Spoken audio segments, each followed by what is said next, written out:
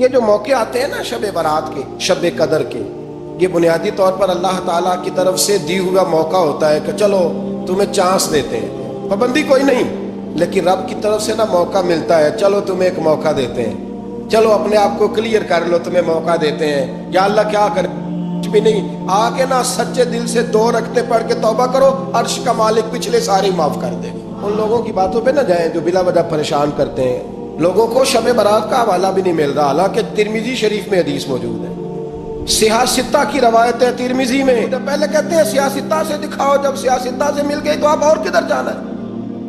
اور ابن ماجہ میں موجود ہے مولا علی کی روایت، اور ذرا ترتیب دیکھیے گا، یہ ترمذی کی حدیث ہے، امام ترمذی نے تو پورا باب باندھا ہے 15ویں شعبان پر، پورا باب۔ اب تمہاری مرضی ہے اگر تم نہیں بات کو سمجھنا چاہتے، لیکن میں نے پہلے بھی کہا تھا، پھر کہتا ہوں، اگر ہمیں کوئی شخص کہتا ہے کہ شب برات کو اٹھ کے نفل نہ پڑھو، تو بھائی نفل ہم نے پڑھنے اللہ کی رضا کے لیے، ہمیں کسی بندے سے ڈگری لینے کی ضرورت نہیں، نہ تو ہمارے اور رب کے درمیان معاذ اللہ کو وسیلہ ہے کہ تو کہے گا تو پڑھیں گے، جب دل کرے گا پڑھیں گے، اور جتنے دل کرے گا پڑھیں گے۔ ہم تو نفل کہہ رہے ہیں اس کو، ہم نے کب کہا ہے ضروری ہے تو عشاء پڑھ کے سو جائے، فجر تک سویا رہے، ہم اس کو گناہگار نہیں کہہ رہے، لیکن یہ ضرور کہیں گے کہ گولڈن چانس مس کر دیا اس نے چانس مس کیا ہے، یہ تو اللہ کی رحمت کا موقع تھا۔ حضرت سیدہ عائشہ صدیقہ رضی اللہ تعالیٰ عنہ ارشاد فرماتی ہیں کہ شعبان کی 15ویں رات تھی، یعنی شب برات کی رات، فرماتی ہیں شعبان کی 15ویں رات تھی، میں نے اچانک نظر ڈالی تو حضور میرے بستر میں تھے،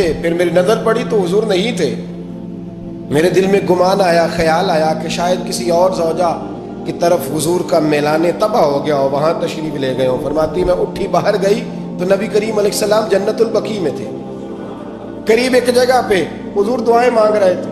فرماتے میں گیا تو حضور فرمانے لگے، ابو بکر کی بیٹی تو نے کیا گمان کیا کہ اللہ کا رسول تیری حق تلفی کرے گا؟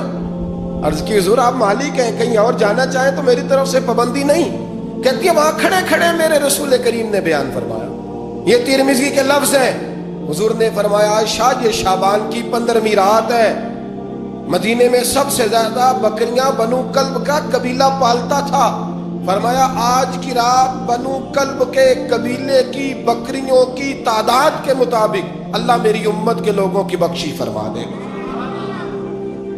یہ وہ رات ہے۔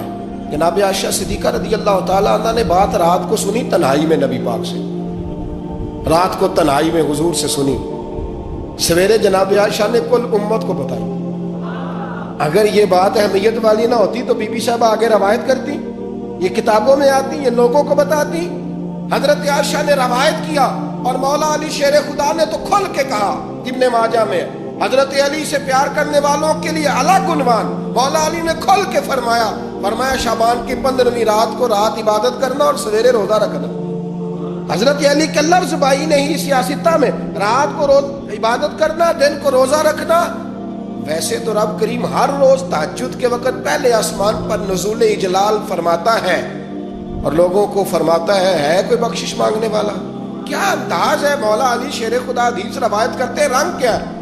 فرمایا باقی راتوں میں نا تھوڑا سا پیکج ہوتا ہے، تھوڑا سا آخری حصے میں رات کے شب برات کو نا رات چڑھتے ہی اللہ پہلے آسمان پر جو اس کی شان کے لائق ہے نزول اجلال فرماتا ہے، اور پہلا جملہ یہ فرماتا ہے کوئی معافی مانگنے والا؟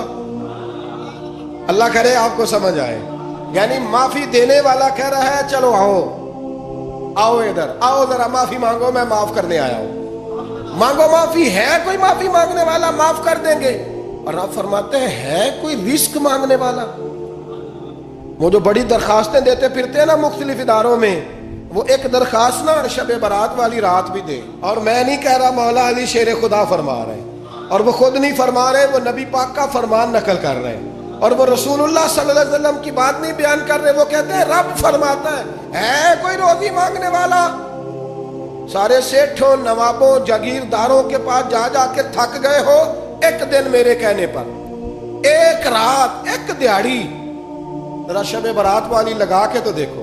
تو میرے رسول پاک علیہ السلام نے ہمیں یہ میسج دیا، پیغام دیا، فرمایا اس رات جو اولاد مانگے گا رب اسے بھی عطا فرمائے گا، اس رات جو اللہ سے بخشش مانگے گا اللہ اسے بھی دے گا، اس رات جو رب کریم سے عزت مانگے گا اللہ اسے بھی عطا کرے گا۔ شارحین نے لکھا اس رات جو رب سے پردہ پوشی مانگے گا، اللہ اسے پردہ پوشی بھی عطا کرے. جو جنت کا سوالی ہوگا رب اپنے فضل سے عطا فرمائے.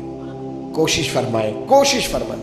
10 محرم کو ہمارے ہاں لوگ جاتے ہیں قبرستان, وہ کسی حدیث سے ثابت نہیں, میں منع نہیں کر رہا, جائیں 9 محرم کو جائیں, 10 کو جائیں, 11 کو جائیں, 8 کو جائیں, سفر میں جائیں, ربیع الاول میں جائیں, قبرستان میں جب بھی جائیں, منع نہیں ہے. لیکن شب برات والی رات تو خود رسول کریم گئے ہیں نا قبرستان.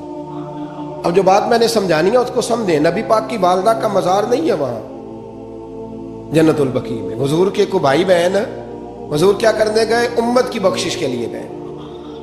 شب برات کی رات لالچی نہ بنے کہ صرف میں نے اپنے لیے روزی مانگنی ہے. کل امت کے لیے مانگے رب کریم سے, مانگے اپنے بھائی کے لیے, مانگے اپنی بہن کے لیے, مانگے اپنے بیٹے کے لیے, مانگے اپنی بیٹی کے لیے, مانگے اللہ کریم. یہ مانگنے کی رات ہے. پچھلی راتی رحمت رب دی کرے بلند آوازہ, بخشش منگن وارے کارن کھلا جے دروازہ. آئیں اللہ کی بارگاہ میں اس رات کو کھل کے دعا مانگے,